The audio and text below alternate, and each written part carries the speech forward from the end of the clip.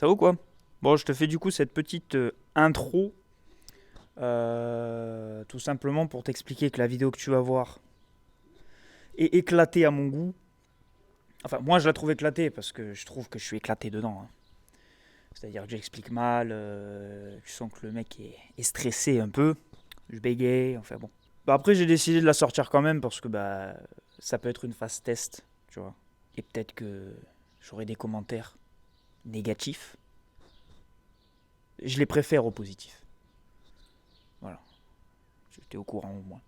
Ce sera peut-être la dernière, hein, parce que je me serais fait tellement clasher que tout le monde me dira d'arrêter.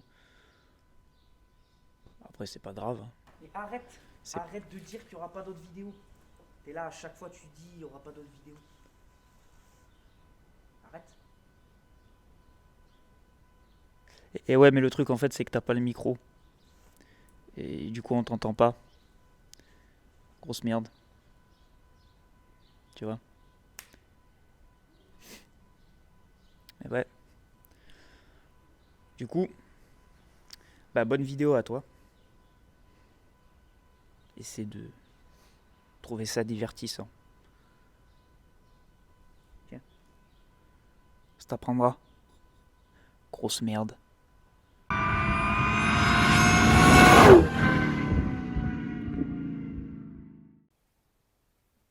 J'espère que tout va bien depuis la dernière fois, que je t'ai pas trop manqué. Bon, je t'avoue, tu m'as manqué un peu, mais bon, après, si c'est à sens unique, c'est un peu relou. Jeep Wrangler de 2003. Petit cours d'histoire, je te ferai le tour du véhicule un peu. Et après, après, on ira essayer tout ça. Voilà, hein. On est sur la version TJ. Donc là, c'est une phase 2. Tu peux le voir, je pense, si tu es un peu un connaisseur. La phase 2, elle est rétro en plastique, comme tu peux le voir là. Et la phase 1 a un cerclage en ferraille. Donc celui-là est un phase 2. L'arrivée d'un nouveau moteur aussi sur la phase 2, dont elle est équipée. Décidément, ça fait que couiner ce truc. Le Jeep Wrangler TJ, t'es en train de me gonfler à gueuler toi là-haut, est présenté au Salon de Détroit en 96, mais ne sera commercialisé qu'à partir de 1997. Pourquoi? Je sais pas. Décidément, c'est pas lui, c'est toi. Quand le Jeep Wrangler sort, les gens sont très contents. Pourquoi ils sont très contents? Parce que tout simplement, ce petit truc-là, ça paraît rien comme ça, hein, mais il y a un gros clin d'œil à la Jeep Willys. Jeep Willys qui a servi dans l'armée américaine, dont elle est la descendante. Donc, on retrouve les phares qu'il y avait sur la Jeep Willys. La génération précédente, YJ, avait les phares carrés. C'est pour ça d'ailleurs qu'on lui a reproché que c'était pas ouf, en fait. Tout simplement, quoi. Grosse évolution sur le TJ, la suspension à ressort hélicoïdo. Parce que le Jeep YJ, donc les générations précédentes, était équipé de suspension à lame, qui rendait le comportement routier quelque peu sympathique. Elle reprend la suspension Grand Cherokee ZJ, qui a été adaptée pour celui-là. C'est pas du plug and play, hein, non plus, il ne faut pas déconner. La génération TJ donc, voit apparaître pour la première fois la version Unlimited, mais toujours en 3 portes.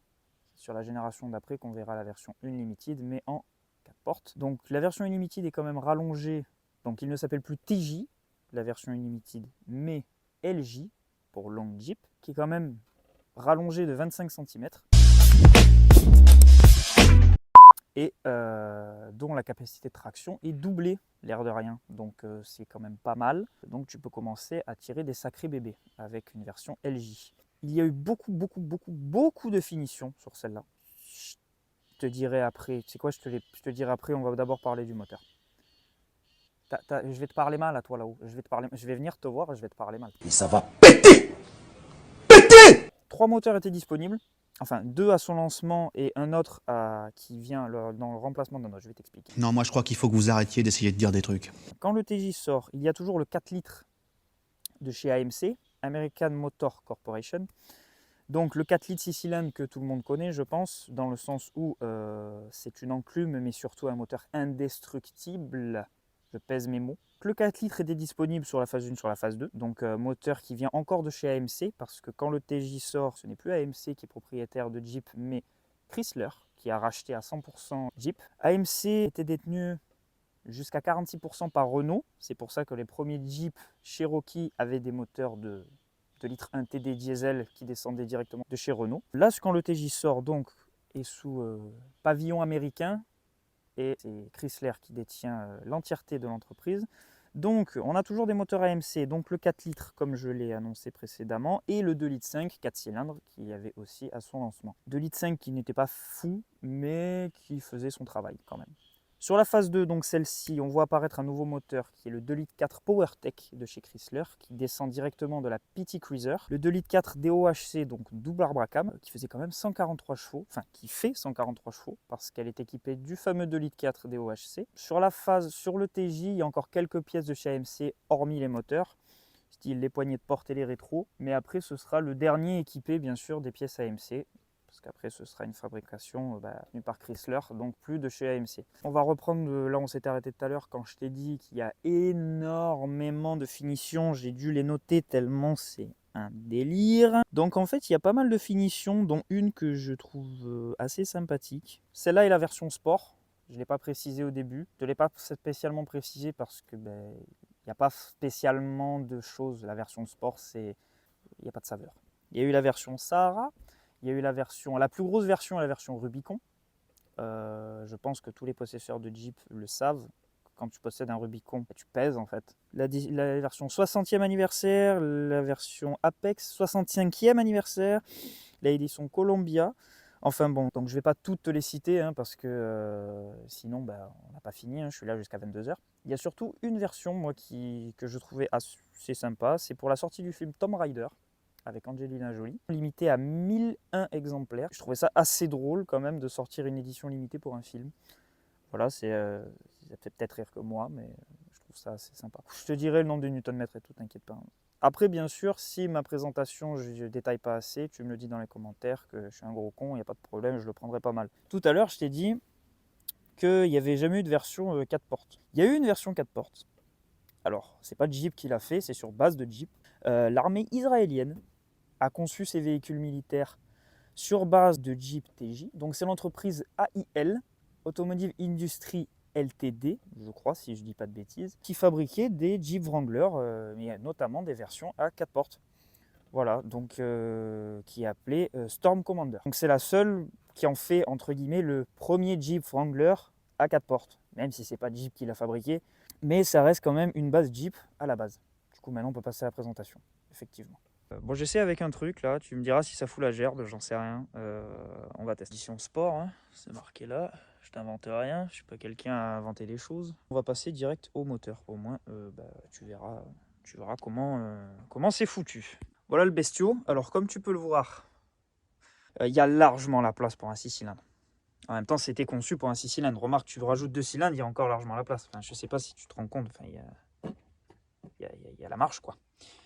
On voit clairement le pont quoi. Donc 2 litres 4 double arbre à cam, 143 chevaux, 215 Nm, 4000 tours minute quand même. Donc il faut cravacher un peu quoi. Donc comme je te dis, c'est pas super coupleux, mais bon, il fait son taf. Il est pas très borné. Donc voilà, je sais pas si tu vois, mais le bloc moteur est légèrement vers l'arrière. Je sais pas si tu vas le voir, genre il est vraiment comme ça.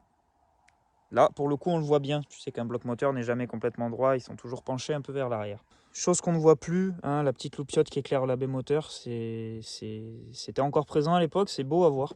C'est beau à voir. Je sais, ça paraît rien comme ça, hein, mais putain, sur certaines caisses, t'as pas quoi. Donc, comme je t'ai dit, petit clin d'œil à la Jeep Police. D'ailleurs, petit clin d'œil à la Jeep Police, clairement.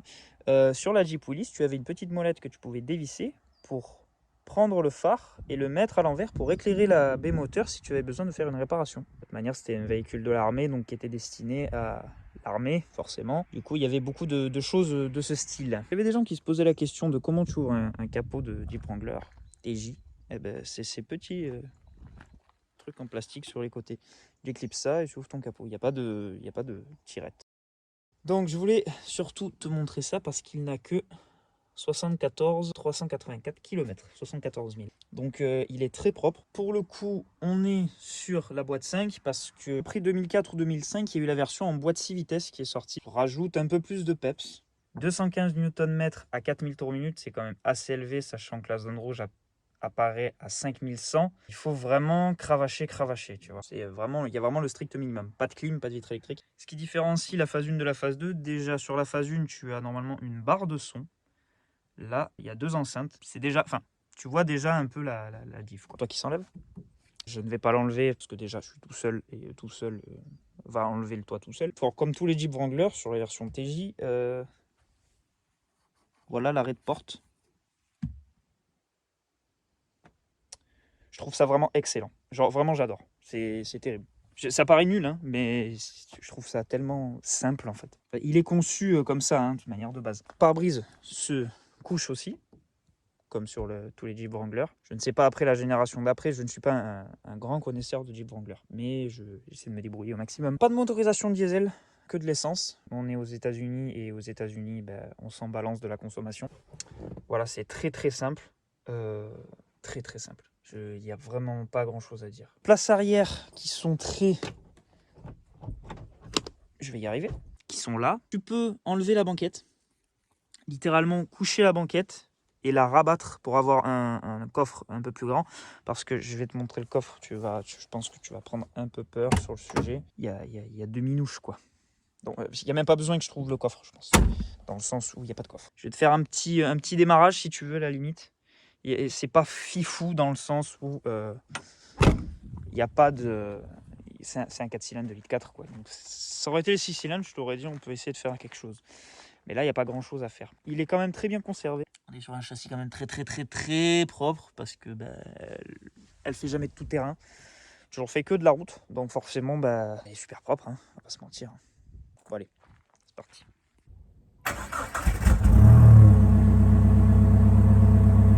Bon, nous voilà à l'intérieur du véhicule, ci-dessous. On va aller rouler un peu. Donc tu vois, c'est très minimaliste. Hein. C'est vraiment minimaliste de chez minimaliste. Après, c'est très rustique. Je suis pas très fan du tableau de bord. Mais... Enfin, je suis pas très fan. Je suis mitigé, on va dire. On va rester en 2 roues motrices, je vais pas mettre le 4x4. Après, franchement, ça se tracte. Hein. Enfin, je veux dire, malgré qu'il soit entre guillemets un peu sous-motorisé, enfin, d'après ce que j'ai pu lire, hein, je l'ai pas essayé dans de nombreuses situations. Il marche, t'imagines bien, très bien, parce qu'à 74 385 km, je pense qu'il peut juste marcher bien.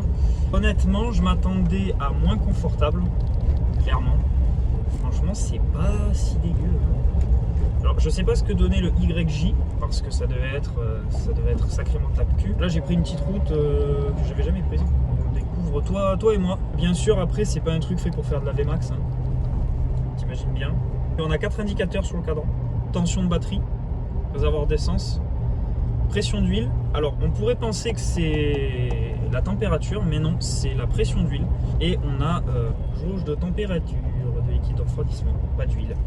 Alors bien sûr, tu peux rouler porte enlevée, pare-brise tombée et hardtop enlevé. Hein. Tu peux rouler cheveux au vent si tu le désires. Hein. Vraiment comme une Jeep en fait. Je sais pas où je vais me foutre là, mais je vais m'y foutre. Hein. Alors il y avait la version boîte automatique aussi. Disponible en 3 vitesses sur la première version, 4 vitesses sur la seconde. Je vais aller par là, tiens.